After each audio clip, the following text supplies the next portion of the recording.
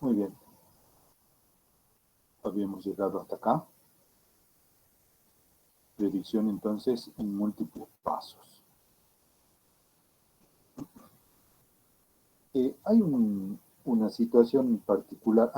Pone a grabar nomás, Miguel, si querés. Eh, no te dije.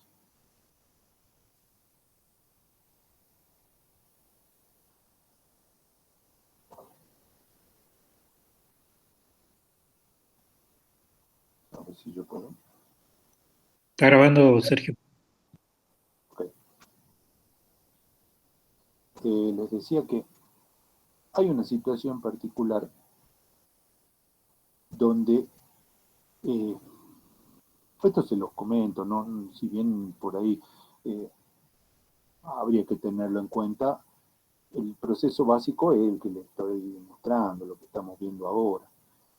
Pero digamos que el error más adecuado o la mejor configuración para un error bajo sería entrenar la red con la suficiente cantidad de datos para un paso y obtener ese paso. Y una vez que obtuvimos el paso, eh, a ver,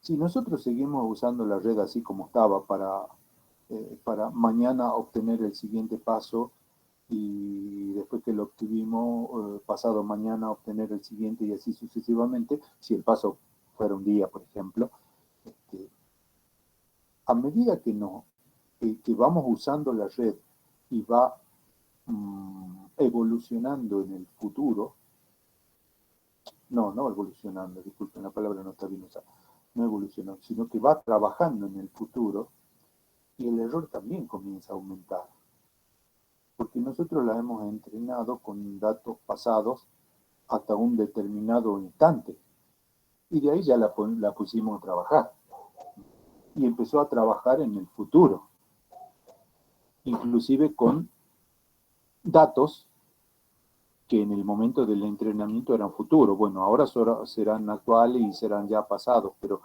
nunca la volvimos a entrenar. Entonces, el comentario viene al hecho de que eh, la mejor, eh, el mejor comportamiento que podríamos encontrar, obtener de la red es que cada vez que ya obtuvimos el valor futuro, la volvamos a entrenar. Y de nuevo la tenemos lista para obtener el siguiente valor futuro a un paso. O eventualmente en casos más este, requeribles, hagamos la predicción a n paso al futuro, o a h paso como estábamos usando acá, h paso al futuro, justamente podría ser con este esquema que está acá, y una vez que llegó el instante t más h, ahí la volvemos a entrenar. Y después la hacemos trabajar, volvemos a encontrar el valor T más H nuevo, y cuando ya el nuevo T más H se hizo presente, la volvemos a entrenar y así sucesivamente. O sea, la idea es que el entrenamiento no sea fijo para siempre. O sea, lo entrenamos con una cantidad de datos del pasado y después quedó así la red para siempre. Y no, porque a medida que va avanzando el tiempo, el entrenamiento de la red se va, eh, digamos, deteriorando, podríamos decir, a medida que van llegando los nuevos datos del futuro. Entonces el entrenamiento tendría que ser más constante, eh, más rehacerlo permanentemente para poder disminuir el error de entrenamiento. Sería una idea que tengan en cuenta, digamos, para el futuro. De todas maneras, para que lo vayan este, pensando, viendo, estimando, no sé si en hay uno o dos de los capítulos que están provistos como bibliografía. Eh, Creo haber visto como aplicaciones predicciones. Ya igual los vamos a revisar y no están, bueno, le vamos a acercar algo más de información. En la práctica, ustedes van a trabajar. No va a ser una red, digamos, un proceso muy complejo, va a ser un proceso simple. Pero la idea va a ser que ustedes puedan comprobar estos dos esquemas. ¿Sí? Estos dos, acá. Este esquema y este otro, para ver qué tal se comporta uno u otro en el futuro, digamos. Entonces, eso va a ser una de las propuestas del nuevo práctico.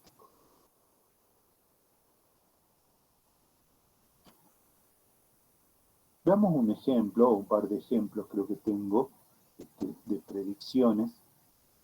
Esta era la que les mostré, la secuencia que les mostré, ¿se acuerdan? Al principio como ejemplo, era justamente de la predicción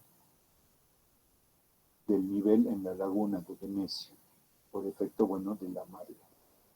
El paper de donde se obtuvo esta información mostraba que se trataba de un perceptrón multicapa con 3 capas y utilizaban para la predicción los dos esquemas, esquema 1 y esquema 2.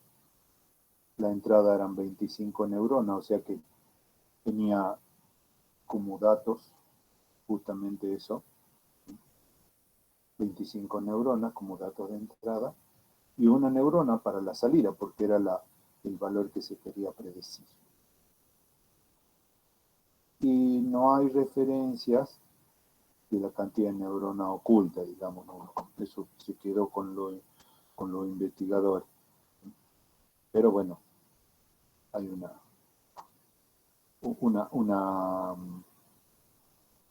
una idea de que sí tienen neurona oculta. Hay una heurística que yo se las comenté así, me parece que este,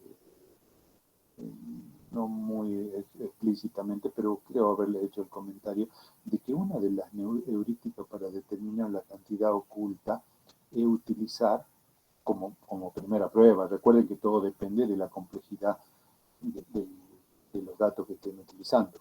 Pero como primera idea es utilizar como neurona oculta la misma cantidad de neuronas que tienen en la entrada. O sea que sería esto. Es una heurística débil, pero un punto de partida. Así que con eso se puede tener una idea de cómo empezar. Bueno, esta era la secuencia de entrenamiento que utilizaron para la predicción de las redes, que han usado, supongo que habrán usado, en general siempre se usa más de una red, no es que hago unita y a esa la empiezo a entrenar, no, la estrategia dice, más si tenemos un sistema donde implantar la red para que se entrene y también para que trabaje, y un equipo con la suficiente potencia, entonces no se hace una red. En los trabajos eso que ustedes van a ver ahí, creo que me parece que en todos, pero en algunos, los que les dejamos nosotros en el aula, hay mención de que se trabaja con un conjunto. Recuerden que las redes neuronales son bastante dependientes, sobre todo las que trabajan con el algoritmo backpropagation, son bastante dependientes del punto de partida. O dicho de otra forma, son dependientes del conjunto de datos aleatorios iniciales. ¿Cómo son el conjunto inicial? Porque pueden caer en un mal lugar, pueden caer cerca de un mínimo local, ¿ah? Y entonces queda atrapado ahí. Y uno ve que no puede mejorar, intenta mejorar el error, reentrenar a la red y no sale de ahí, porque el conjunto inicial de pesos aleatorios no estuvo bueno. Entonces, como estrategia, ¿qué se hace? Se usan varias redes, varias, no sé, depende de la capacidad del equipo, pero supónganse que les diga 10 redes. Entonces, configuramos 10 redes iguales y a cada una le damos un conjunto de pesos aleatorios este, distintos, obviamente, aleatorios, diferentes. Entonces se las pone a trabajar a las 10, si da la situación, da las condiciones, a las 10 simultáneamente y se las va controlando. A ver cómo van este, evolucionando su entrenamiento, su aprendizaje. Esa es una estrategia para que lo tengan en cuenta. Por ahí nosotros en nuestro trabajo acá del curso, quizás o no lo conocían, o a lo mejor te dicen, bueno, no tengo la capacidad para entrenar 10 redes simultáneamente, porque es muy pesado para mi sistema. Bueno, entonces entrena una, pero sepan que una estrategia es hacer eso. Y la otra idea que les comentaba después es que los datos por ahí tienen un comportamiento, una conformación que nos va indicando cuáles serían eh, la cantidad a ubicar o a establecer como datos de prueba o datos pasados. Acá tienen una idea de la estacionalidad de esta secuencia, ¿ven? Que más o menos es, ven que es una figura parecida en cada, y más o menos con la misma extensión en cada intervalo de tiempo. A diferencia de lo que era el otro ejemplo que estaba junto con este al principio, que eran las manchas solares, es decir, aparentemente no tenían ningún comportamiento, habría que ver en un intervalo más grande o habría que correrle algún test estadístico. Bueno, eso no se veían, pero en esta sí se ve un poco más fácil. ¿Cómo es? Bueno, eh, es el conjunto de entrenamiento. El conjunto de comprobación fueron entre la misma, aparentemente el mismo intervalo de tiempo, pero del año siguiente. Con eso hicieron la comprobación para ver cómo se comportaba el sistema. Y se trabajó con esto, ¿ven? El horizonte H,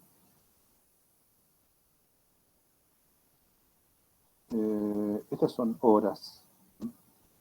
Fue de 1, 4, 12, 24 y 28. No recuerdo si exactamente en el paper estaban todos los datos. Algunos los hemos capturado para mostrarlo acá en las diapositivas, pero no recuerdo si estaban todos estos valores de horizonte mostrados en el práctico. Y la periodicidad, que es lo que yo les llamaba la estacionalidad, la periodicidad es más amplio, más específico de la serie, eran 2 y 24 horas. 2 y 24 horas. Entonces, vayan pensando que podrían entrenar con un R de 12 pasos para atrás y o 24 pasos para atrás. Eso es lo que me diría el experto, por ejemplo, ¿ah? Que esos serían los pasos de referencia pasados que puedo usar en el entrenamiento.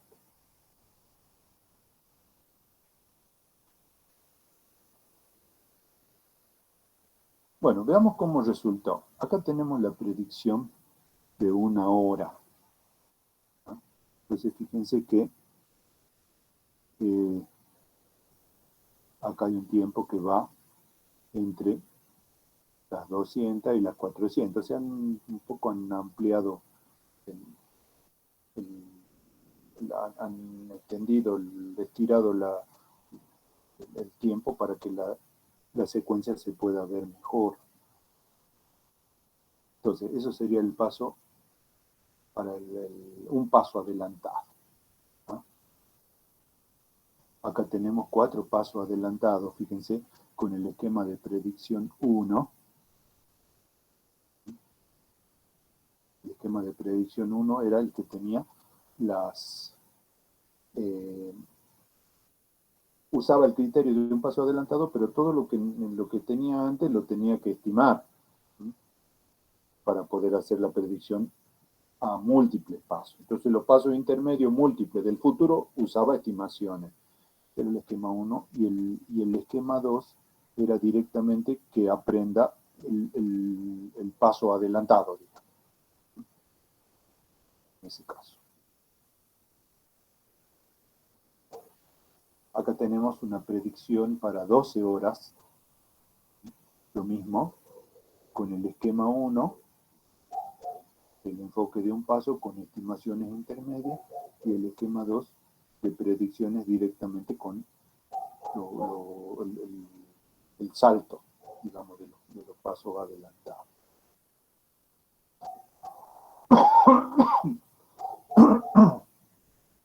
Entonces acá podemos ir viendo cómo surgieron los errores que se tomaron en la red, como son todos datos conocidos, ya que ya ocurrieron, se usaron en entrenamiento, se puede comparar el error cuadrático medio en este caso para la secuencia. Fíjense que cuando el horizonte de predicción era un paso adelantado, bueno, el error era relativamente bajo, y el mismo para los dos esquemas, y sí, son iguales. Ahora, cuando ya hay múltiples pasos adelantados, fíjense que el esquema de predicción 1 me da un error un poquito más alto que el esquema de predicción 2. Para 12 horas, vendrían a ser algo así como 12 pasos adelantados. El esquema de predicción 1 me da un error mucho más alto que el esquema de predicción 2. Y así, en 24 horas tenemos 13,15 de error cuadrático medio para el esquema 1 y 11,60 para el esquema 2. Y en 28 pasos o 28 horas adelante, 16,9 y 15,74. No se ha separado mucho, pero igual. Se ve que el esquema de predicción 1 da un error más alto que el de predicción 2. Para poder ver con un poquito más de detalle, hicimos un zoom de las secuencias. Los datos presentados en el paper eran lo que ustedes ven acá. Lo que pasa es que lo pudimos ampliar, digamos, como imagen, simplemente para que ustedes vean cómo es la predicción. Fíjense que los errores que suelen ser más críticos son los que están en estas zonas, ¿ven?, donde hay cambios abruptos de la secuencia o de los valores, ¿no?, inclusive cambios de pendiente y esas cosas. Eso es lo que más le cuesta a la red reconocer. ¿Ven? Acá hay otro cambio así más extraño. ¿Ven? Ahí. Este es el caso. Esta ampliación corresponde a la predicción de 4 horas. Dentro de todo está, digamos, bastante aceptable. Y esta sería la predicción, una ampliación de la predicción para 12 horas con el esquema 2. Fíjense cómo acá el error es bastante importante. Básicamente los mayores errores se dan, como les dije, en los mínimos y en los máximos, donde hay cambios de secuencia, cambios de pendientes y esas cosas.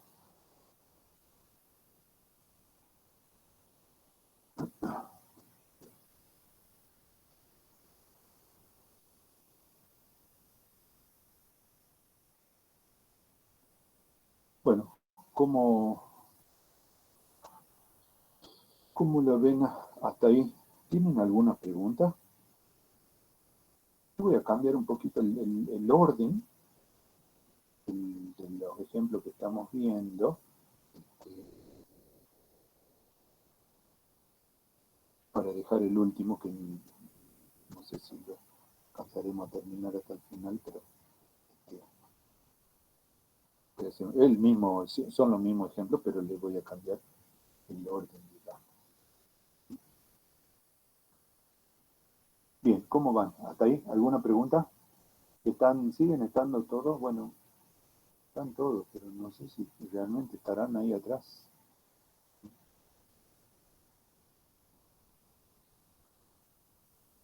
Hoy no voy a preguntar porque no quiero llevarme este, una mala sorpresa, pero bueno, espero que estén todos ahí atrás. Bueno, Tula Sí, él siempre sí, está al profe. pie del cañón, así que, Sí, profe, estamos. bueno, y Velázquez también. Bueno, me alegro que estén, que estén, por lo menos que estén, eh, que tengan el entendimiento del tema. Claro, después, por supuesto, van a decir, no, yo terminé la clase y ya no me acuerdo nada. Bueno, pero en ese momento ustedes, si lo entendieron, está bien, después lo releen y ahí ya es cuando se afianza, ¿no? Pero si de entrada en la explicación no lo entendieron, y cuesta un poco más después en la lectura, digamos, posterior del entendimiento. Bueno, les decía que iba a cambiar un poquito el orden.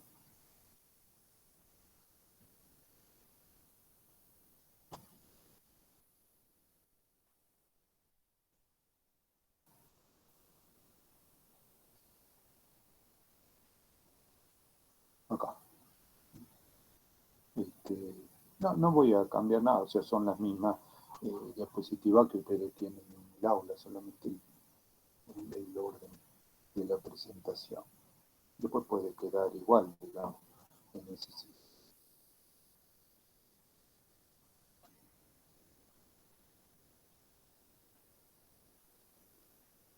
Bueno, seguimos.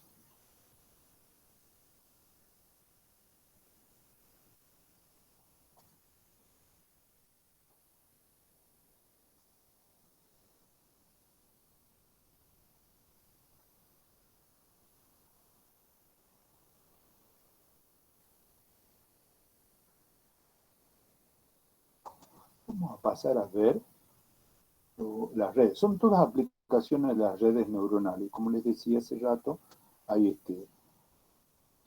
hay muchísimas aplicaciones y todas se derivan del proceso que hace la red.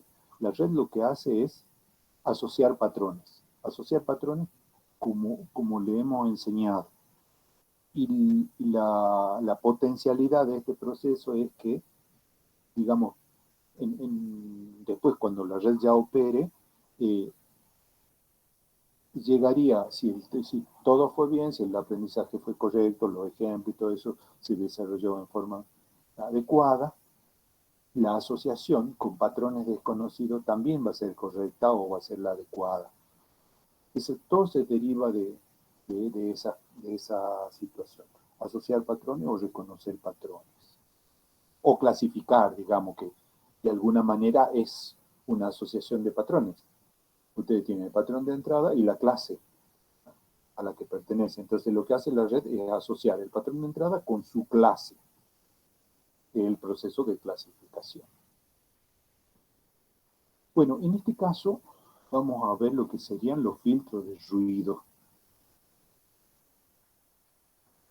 Eh, como les contaba, los filtros estándares son, digamos, están desarrollados, construidos en base a otras técnicas. Fundamentalmente son técnicas algebraicas para el tratamiento de los datos. Recuerden que el ruido es una perturbación eh, no predecible y generalmente indeseable. Una perturbación no predecible e indeseable, este, que como no la podemos predecir, la tratamos de minimizar lo más que se puede en base a distintas consideraciones.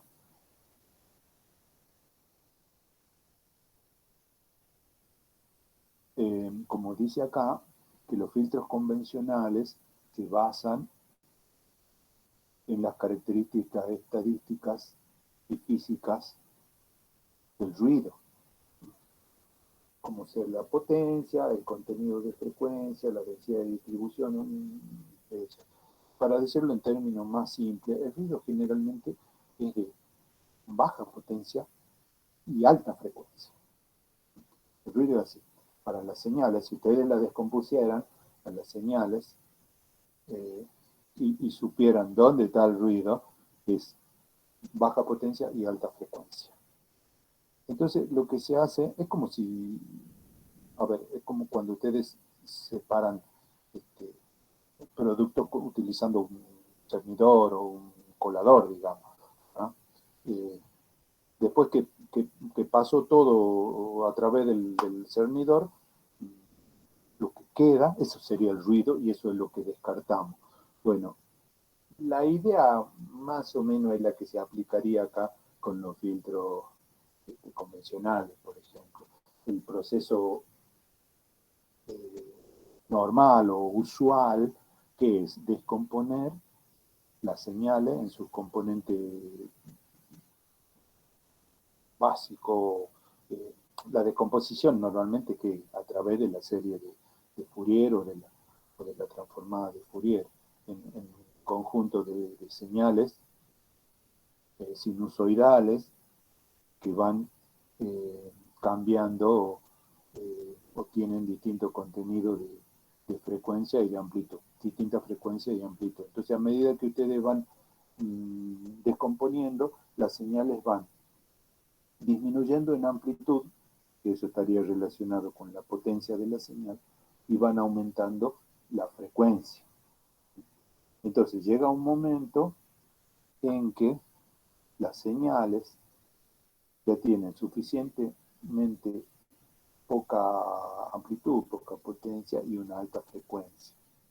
Y en un momento dado se consideraría ya ruido. Entonces, en la descomposición, directamente se eliminan esas señales y se vuelve a reconstruir los datos o la secuencia original, que en principio estaría sin ruido.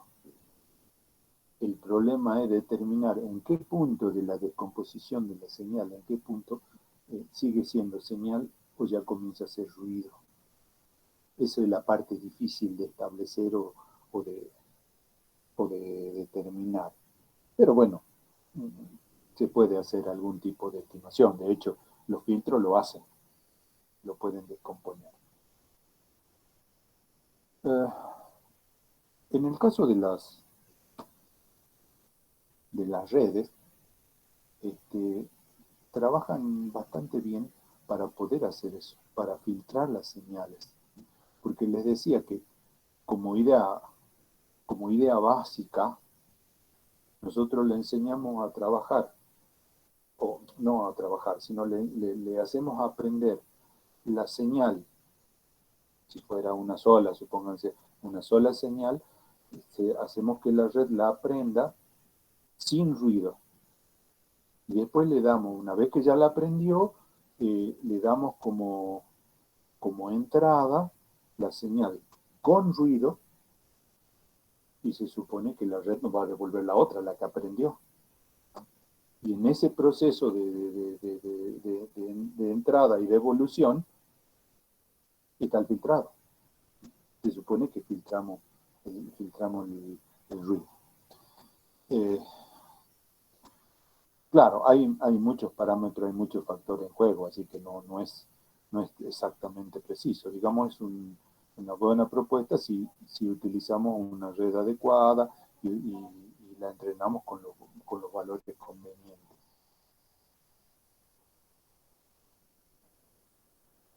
Hay, como saben, y lo vimos por ahí en algunos de las tablas anteriores hay un montón de tipos de redes, hay muchos formatos, muchas formas, cada una, digamos, se especializa en algún tipo de actividad, en algún tipo de asociación. La que es más común, más versátil, pero no es especialista así en nada concreto, es la Feedforward Backpropagation. Es la que, digamos, si uno no sabe qué red va a usar, y por ahí esa red es la que podría ser la primera candidata. Después, si tenemos más conocimiento del tipo de datos o del proceso que queremos trabajar, se puede elegir una red más especialista.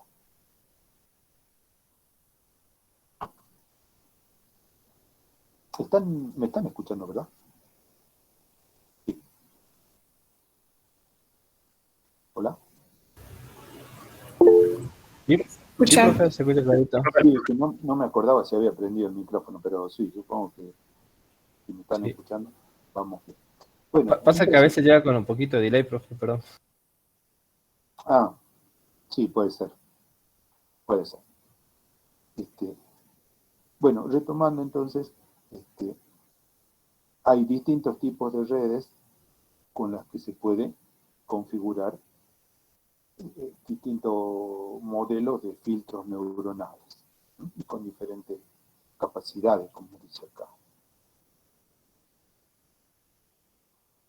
Y bueno, como yo ya les había adelantado, las redes para trabajar como filtro de ruido, lo que se hace básicamente es, eh, necesitamos de las dos señales, por lo menos para el entrenamiento, la señal que tiene ruido y la señal sin ruido.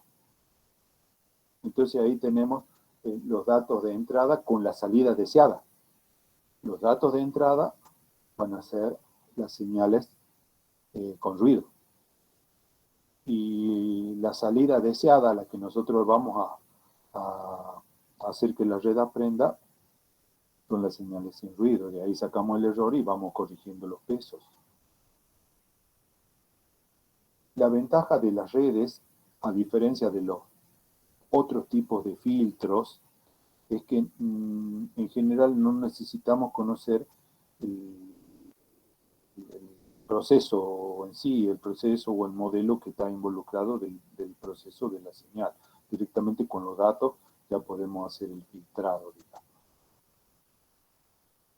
Pero como siempre, las redes son herramientas de procesamiento con resultados aproximados. No es lo mismo que cuando ustedes tienen el modelo específico, el modelo concreto, el resultado puede ser casi exacto. Acá son aproximados. Dependiendo cómo configuren la red y cómo la entrenen, la aproximación será mejor o peor.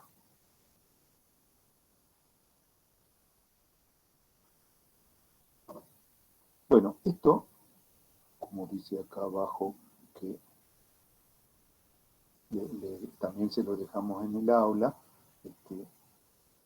es un trabajo desarrollado para nuestro grupo de investigación, cómo hacer trabajar una red como filtro de ruido. Entonces, para que sea visible y fácil de referenciar, hemos utilizado como datos de entrada una secuencia, son secuencias temporales en general o consideradas temporales, pero era una secuencia de 10 niveles, ¿ven? Acá están los niveles iniciales que hemos creado. Lo creamos directamente en el sistema de procesamiento, en MATLAB. Estos son eran 0, 1, 11 niveles de datos, así igualmente espaciados, para que después los podamos reconfigurar y volver a dibujar y ver cómo cambia. obviamente no, para el trabajo no están puestos así. O sea, para el trabajo se supone que son 11 niveles que se despliegan a lo largo del tiempo. O sea que imaginen estas 11 líneas horizontales que están puestas una a continuación de la otra. Así que se queda formando una especie de escalera. Eso es el acomodamiento de los datos para el trabajo específico, para el procesamiento de la red.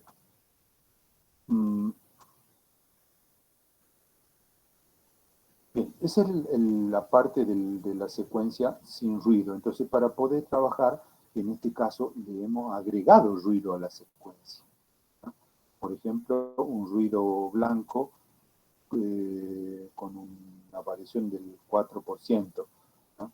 Fíjense que cada nivel estaba separado en 0,1. Así que para poder dotarlo del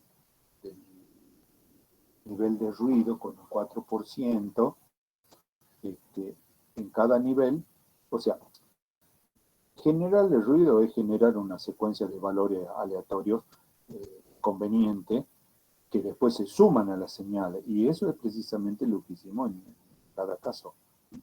Para poder generar con un 4% de ruido blanco, se generaron números aleatorios con distribución uniforme. Ese es el ruido blanco. Recuerden que el nombre o la denominación es porque se supone que el ruido blanco están presentes todas las frecuencias. De ahí en más el concepto después se amplió. Ahora el ruido de todos los colores. Antes no se lo mencionaba así, lo único que se mencionaba era el ruido blanco. Pero después, como el ruido está asociado a frecuencias, y a su vez las frecuencias están asociadas a los colores, esa asociación ha permitido que distintas bandas o segmentos de frecuencia formen algún tipo de ruido. Así que tenemos ruido marrón, tenemos ruido violeta, distintos tipos. Y el blanco es porque están formadas por todas las frecuencias, que es como se forma la luz blanca. La luz blanca se forma por la combinación de todos los colores o de todas las frecuencias. Bueno, de ahí viene el nombre de denominación de ruido blanco. Y el 4% es el 4% de cada nivel. Ya saben que cada nivel tiene separado con el otro un 0,1. Así que hacemos que de esa separación haya un 4% para un lado y otro del nivel. Así que sería supónganse, en este nivel, el 1, generaríamos números aleatorios que van entre 1,02 y 0,98. Entre 1,02 y 0,98. Ahí generamos números aleatorios. En realidad se los generamos para todos los valores que están acá en el eje de abscisa. Y a esa secuencia aleatoria se la sumamos al nivel fijo y se generan estos otros niveles que ustedes ven acá dibujados. ¿ven? Ahí. Y con eso obtenemos señal. Es medio, como les decía, es medio alto el nivel de ruido. Los niveles de ruido normales son más bajos, digamos, en general. Pero bueno, era para que se vea bien el proceso y cómo queda.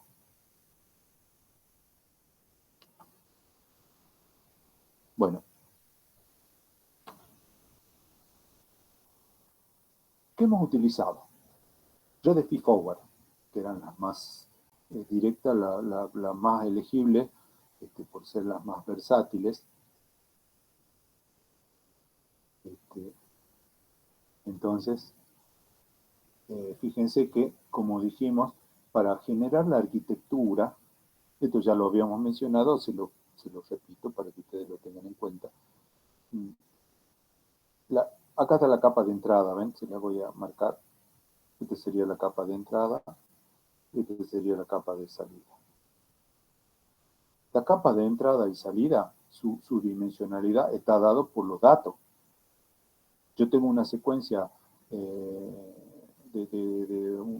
univaluada, digamos, de un solo valor, entonces obviamente necesito una sola neurona de entrada. Y como lo que vamos a obtener es el mismo valor que tratamos de que se limpie, entonces tenemos un solo valor de salida. Así que de entrada y salida, una neurona. El tema es al medio.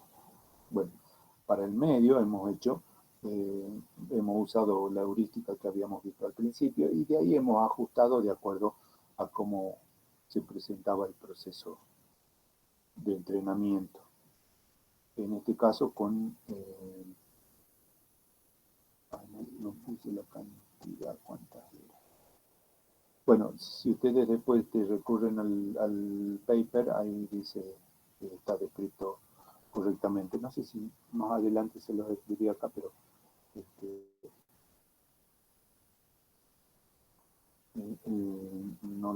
no lo puse así concreto.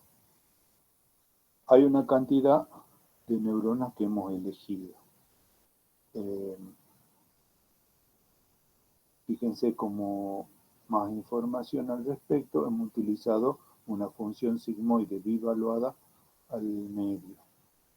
Y hemos utilizado una función lineal a la salida, para que la red se despliegue concretamente. Sí, claro, si nosotros utilizábamos una función sigmoide a la salida, que va entre 0 y 1, o más o menos 1, bueno, entre 0 y 1, los límites iban a estar, no iban a estar limitados o acomodados por el filtrado, sino por la forma de la función. ¿Ah? O sea, todos los valores que superen 1 iban a ser quitados por la misma función. Por eso hemos puesto una función lineal para que se desplieguen mostrando cómo es la actividad de la red. Tienen, como ven, toda la capa de intermedia y la capa de salida, todas tienen una variable de ajuste, ¿ah? Vías, para que el proceso sea más conveniente. Hay dos modelos que hemos utilizado, una que es la feedforward directa, como dice acá, que es esta, y después hemos utilizado otra, que es la que se conoce como de tiempo diferido, que es similar a lo que veníamos viendo en el ejemplo de la predicción, en el caso de la entrada. Fíjense que esta es la muestra actual. Está marcada ahí está marcada con una tilde. No, bueno, a lo mejor la nomenclatura por ahí podría haber puesto otra, pero bueno, está marcada ahí porque se supone que es el valor con ruido, por eso tiene una marca y lo que sale al final de la red es el valor sin ruido. Entonces, el parámetro K va a ser ahora el indicativo del tiempo como tiempo discreto. Así que el valor K directo es el valor actual. Y de ahí tenemos estos bloquecitos que yo les había contado que son los que retardan, los retardadores. Así que por cada ingreso al bloque que retarda un paso, tenemos la señal con ruido del instante anterior, esta que les estoy marcando, y después de un conjunto de bloques, de H bloques, tenemos una señal retardada H veces. Entonces, acá no hay estimaciones. Lo que se obtiene a la salida sería, no lo escribí, pero sería el X de K, pero sin la tilde, sin ruido, supuestamente. Si todo fue bien y el proceso fue el adecuado, la variable de salida se ha minimizado el ruido. No digo quitado porque eso generalmente no es posible, pero se ha minimizado lo mejor que pueda la red. Como detalle adicional, se supone que esta red, esta de tiempo diferido, tendría que ser más eficiente. Ya vamos a ver los resultados, pero debería ser la más eficiente. ¿Por qué? Y porque tiene más información.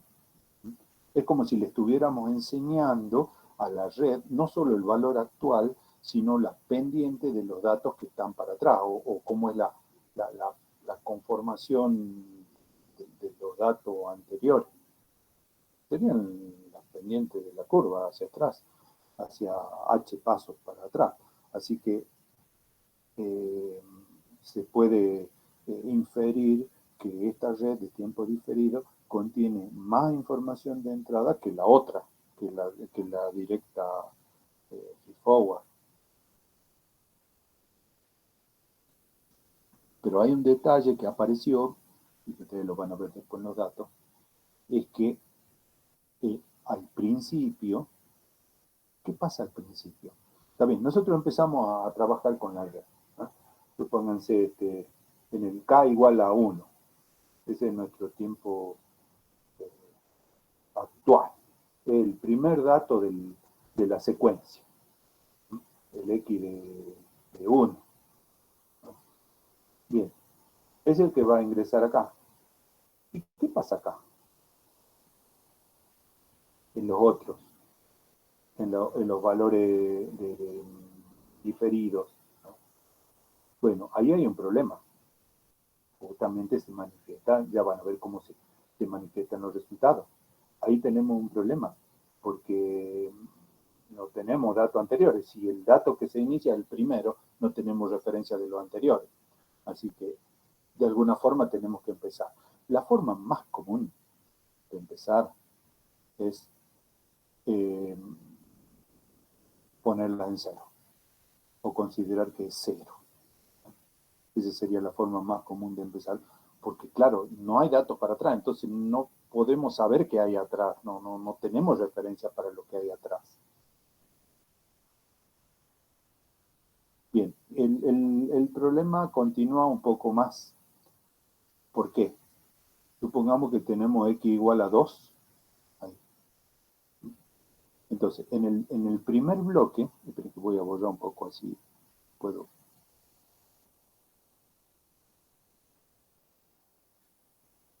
En el primer bloque, si ahora x vale 2,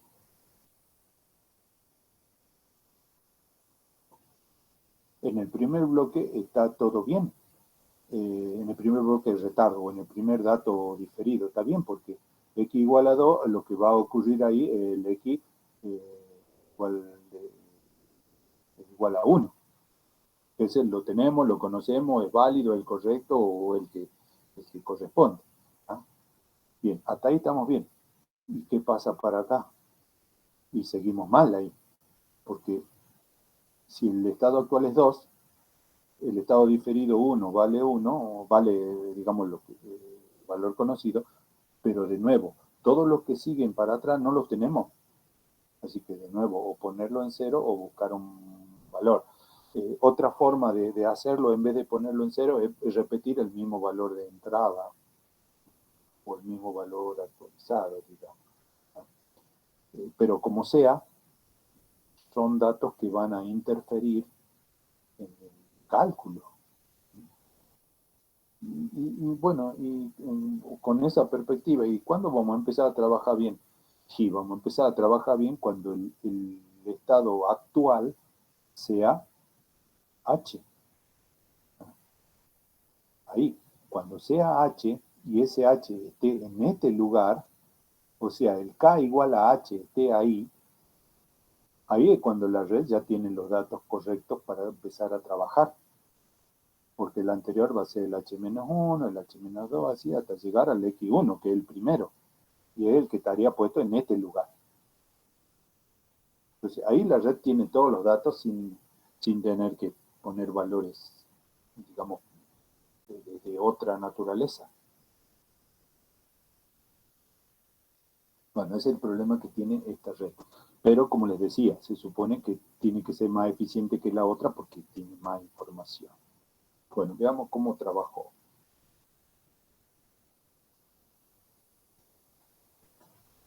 En el primer proceso tenemos la red feedforward, que esta es la misma que tenían en el dibujito anterior. Y veamos cómo son los resultados para diferentes condiciones de ruido y de señales. Bueno, primer caso, entrada, ruido gaussiano, más o menos 0,04. Es el ruido, no es ruido blanco, ¿no? Es ruido gaussiano. Digamos que el ruido está en una banda de frecuencia. Observen cómo fue el resultado a la salida. Este es el error, el MSE que tienen ahí marcado es el error cuadrático medio. Observen el resultado, sobre todo esto. 4 por día a la menos 11, es fantástico. Y si ustedes miran el dibujo, prácticamente no se notan las ondulaciones. Está bien que la imagen es medio chica, pero las ondulaciones que pueda haber son muy bajitas, están dentro del día a la menos 11. Ya el resultado fue muy bueno en ese caso. El ruido blanco ahora, en más o menos 0,05. Este valor, que lo hemos elegido justamente por una condición especial, es el pico que puede alcanzar el ruido y que llegaría casi hasta la mitad del intervalo anterior, del intervalo anterior o el siguiente. ¿Ah? Recuerden que los intervalos que estamos usando de muestra o de prueba están separados por 0,1. Así que tenemos un ruido entre más o menos 0,05.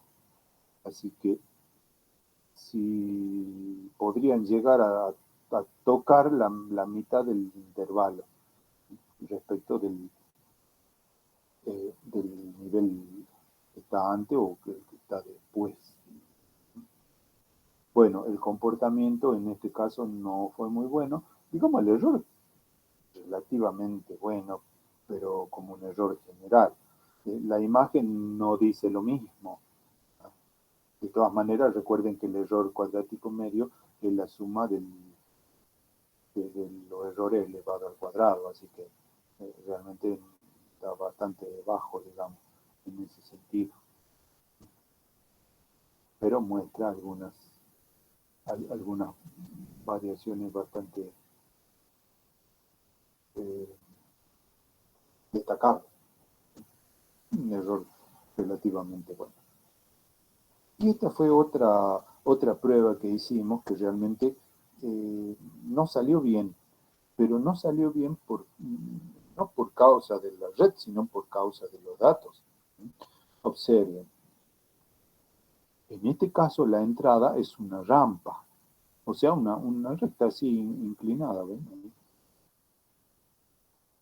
Pero a la red nosotros la hemos entrenado con datos planos, digamos. Y ahora le estamos poniendo un dato que no es plano, que una línea con una determinada pendiente, cuya pendiente no es cero. Entonces observen cómo fueron los resultados. Esta parte está ampliada de la red. ¿Ah? Más o menos estará ampliada acá, hasta acá. Esa zona es la que está ampliada y fíjense el resultado. O sea, el resultado es coherente con lo que le enseñamos a la red, pero en este caso, por la condición de los datos, no sirve. Fíjense cómo es la recta y la X son los datos iniciales. La X representan los puntos en sí. los datos específicos. Entonces, fíjense cómo hace el resultado. La red trata, ¿ven ahí? O sea, en general intenta seguir a la rampa, pero no puede por su entrenamiento. La red trata de mantener valores planos, ¿ven? Como esto. ¿Ah? Ahí. ¿Por qué? Y porque le enseñamos eso. Le enseñamos que aprenda valores planos y ahora le ponemos una rampa, así que de alguna manera trata de apegarse a los valores dependientes cero. Y las variaciones lineales que va sufriendo los datos de entrada los va considerando como ruido. Y los va corrigiendo hasta donde puede. Si el ruido ya es muy alto, ya no lo puede corregir. Y ya se pasa al intervalo siguiente de aprendizaje. Por eso el resultado así es medio extraño, digamos, pero es coherente. Malo el resultado, pero coherente con el entrenamiento, digamos, que tuvo la red.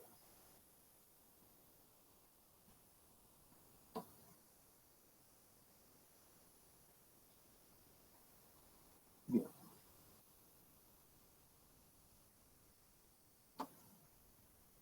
Veamos. El filtro 2 ahora. La red es una red de feed-forward de tiempo diferido. Y aquí en este caso vamos a mostrar nada más que la salida. La entrada es la entrada conocida, digamos, con ruido, que sería, creo que hemos usado ruido blanco, a ver si vamos a ver. ¿Ah? Pero la entrada con ruido no la mostramos en esta diapositiva, solamente la salida para ver cómo se comportó. La red es ahora esta que tiene las ventanas con retardo, ¿ven? Ese es otro detalle a considerar, que si bien no lo mencioné explícitamente, pero ¿cuántas ventanas vamos a poner para atrás? Un poco la idea está sustentada con lo que vimos en la parte de predicción. ¿Cuánto va a ser el valor de R de las muestras pasadas? Bueno, acá lo mismo. En principio puede salir por prueba y error. Y si no, habrá que buscar alguna característica especial o estadística de los datos para poder establecer la cantidad de datos pasados, digamos, de la red.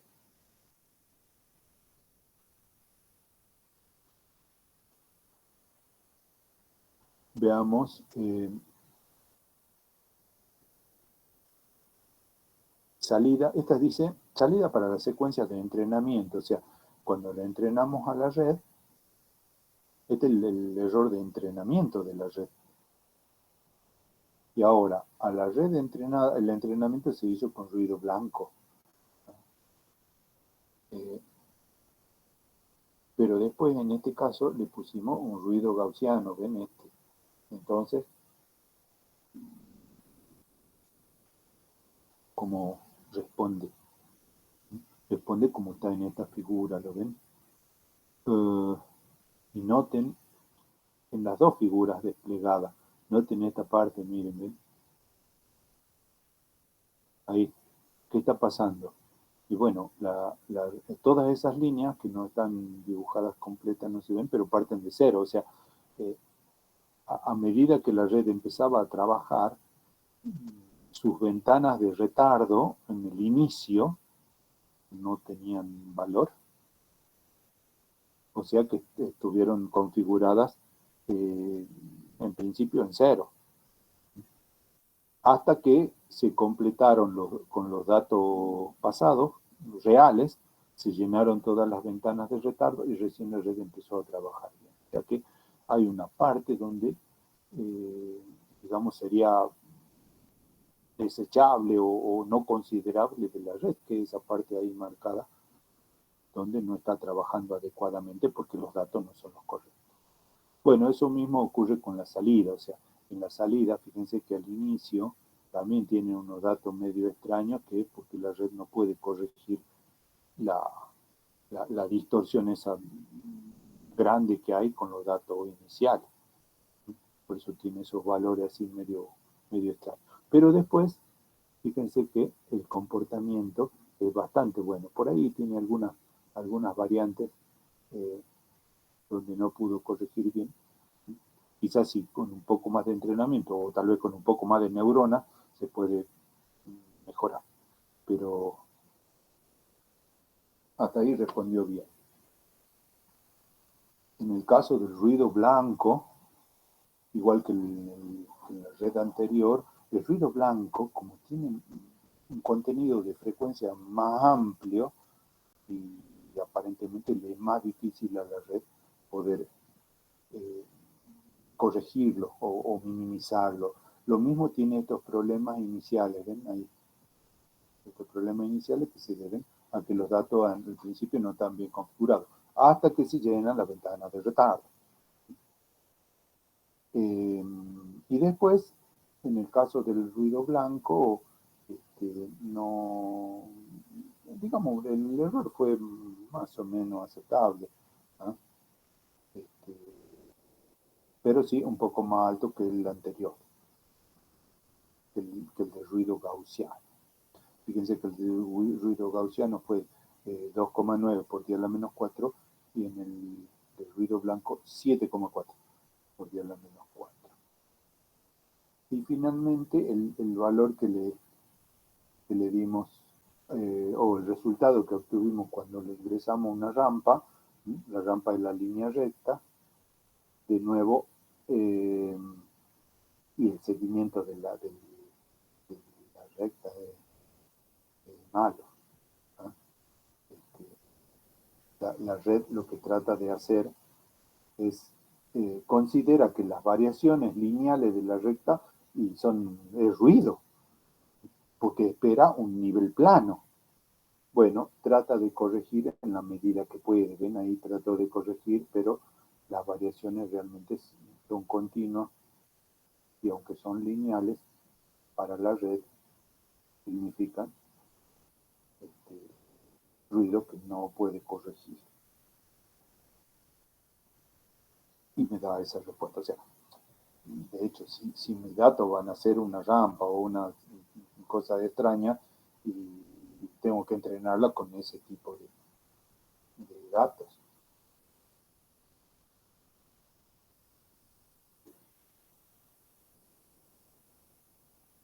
Bueno, como conclusión tenemos que el modelo de tiempo diferido, dice, tiene un comportamiento aceptable, exceptuando la rampa, pero ya sabemos que no hay culpa de la red el resultado de la rampa. Y puede ser mejorado modificando algunas condiciones, tales como la redefinición de los valores iniciales, que eso es, digamos, bastante crítico en el sitio, modificando la cantidad de ventanas de retardo o un proceso de entrenamiento más extenso. Esas podrían ser algunas de las condiciones que me permitirían mejorar un poco el filtrado acá que usa la red. En el caso de los filtros estándares, los filtros, hay un tipo muy común de filtro que se llama filtro de promedio, que utilizan, digamos, ecuaciones o operaciones algebraicas para ir minimizando la muestra de ruido. También utilizan valores pasados y tienen el mismo problema que ustedes ven acá, porque cuando se inicia no tiene los valores pasados, así que las operaciones que las hace con los valores que se le indique en ese momento, que normalmente son 0. Así que los filtros de algebraicos también tienen un problema similar.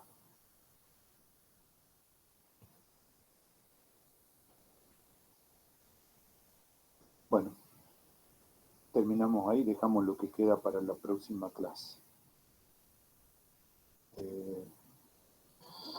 ¿Tienen alguna pregunta al respecto?